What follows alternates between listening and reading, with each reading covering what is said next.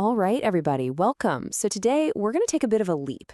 We're going from those flat, two-dimensional drawings we've all been making in our notebooks, and we're jumping right into the real, three-dimensional world of molecules.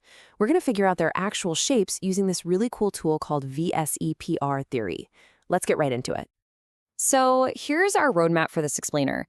First, we'll see why our simple flat drawings kind of don't cut it anymore. Then we'll get into the one simple rule that actually dictates all of these 3D shapes.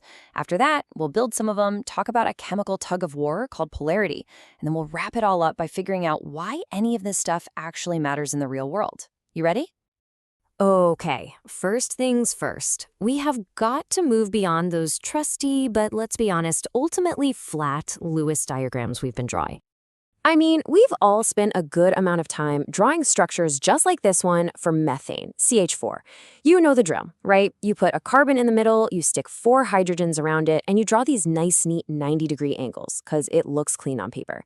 And look, it's great for making sure all our electrons are in the right places, but it brings up a really important question.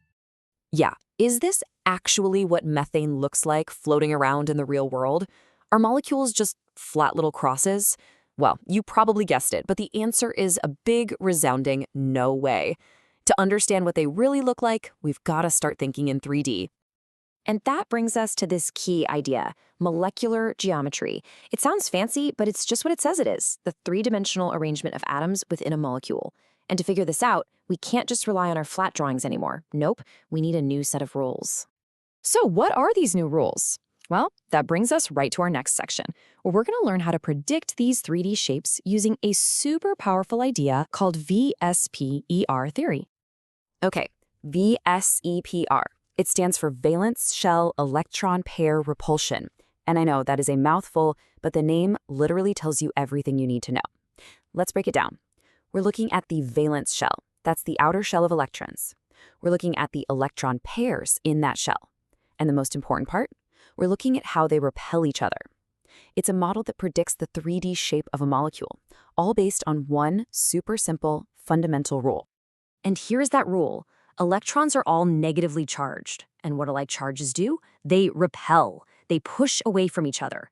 So all the electron pairs in the outer shell of an atom, doesn't matter if they're in bonds or just sitting there as lone pairs, are going to push each other as far apart as they can possibly get. That's it. Seriously. That is the entire idea. Here is a fantastic way to picture this. Imagine you're walking 2 dogs that just cannot stand each other. You're the central atom holding the leashes, and those 2 dogs are the electron pairs. What's going to happen? They're going to pull and yank and get to opposite sides of you, trying to get as much space as possible. Molecules do the exact same thing. So how does this one simple rule of repulsion, this angry dogs principle, actually build the amazing, complex shapes of molecules we see in the world? Let's take a look. Let's build a couple of molecules right now. Check out beryllium fluoride, BF2. You've got 2 groups of electrons around that central beryllium, so to get as far apart as possible, what do? They go to opposite ends of the molecule. Bam! A perfect 180-degree angle. We call this shape linear. Easy enough. But what if we add a 3rd group, like in BF3? Well, a straight line doesn't work anymore. Now, the 3 fluorine atoms have to spread out evenly around that central boron, and they settle into 120-degree angles. This flat triangle-like shape is called trigonal planar. And this pattern just keeps on going. As you add more and more electron groups, they just keep spreading out in the most efficient way possible. And that gives us 5 basic geometric shapes. We've got linear, trigonal planar, and then with 4 groups we get tetrahedral, and hey, look at that! That's the real shape of our methane molecule, not that flat thing we drew earlier. From there we get trigonal bipyramidal, and finally octahedral. And every single one of these is just electrons trying to get some personal space. Okay, so we've got the basic skeleton of the molecule down pat. We know the shape. Now let's add another layer to this, polarity. And I want you to think of this as a constant tug of war that's being fought over the electrons inside every single bond. So this tug of war has 2 possible outcomes. In what we call a nonpolar bond, the 2 atoms pulling on the electrons are evenly matched. It's a perfect tie. They share the electrons equally.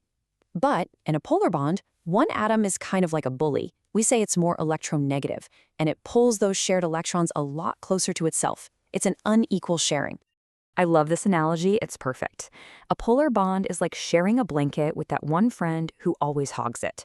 You're both technically under the blanket, but they've got most of it, leaving you a little bit cold. In a molecule, the electrons are the blanket, and they spend way more time around that more electronegative atom. Let's look at a classic example here. Hydrogen chloride, HCl. We've got a hydrogen atom bonded to a chlorine atom. Now, chlorine is way more electronegative than hydrogen. It is a serious blanket hog. So what happens is the chlorine pulls those shared electrons much, much closer to its side. Now, this doesn't create full-blown positive and negative charges like in an ionic bond. Instead, it creates what we call partial charges. We use this little Greek letter delta to show it. Since the electrons have moved towards the chlorine end gets a little bit negative, delta minus, and the hydrogen end, which has lost some of that electron blanket, becomes a little bit positive, delta plus. And we can represent this whole situation, this imbalance, with something called a dipole moment arrow. You see it right there. The little plus sign on the tail end sits over the slightly positive atom, and the arrowhead points toward the more negative atom, basically showing us which way the electron blanket is being pulled. Okay, now here's where it gets really cool, and this is a major takeaway for today. Just because a molecule has these polar blanket-hogging bonds inside of it, that does not automatically mean the entire molecule is polar. The overall 3D shape we just learned about, that's the final judge. And this leads us to a really fascinating question.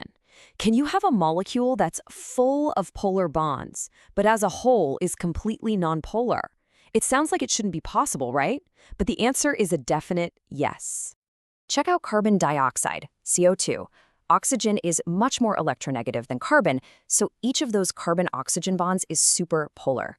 The electrons are getting pulled hard towards each oxygen atom. But, and here's the kicker, look at the shape. It's perfectly linear, perfectly symmetrical. This means you have two identical tug-of-war teams pulling with the exact same strength in perfectly opposite directions.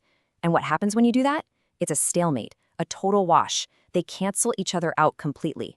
So even though it has two very polar bonds, the molecule itself has no net pull. It's nonpolar.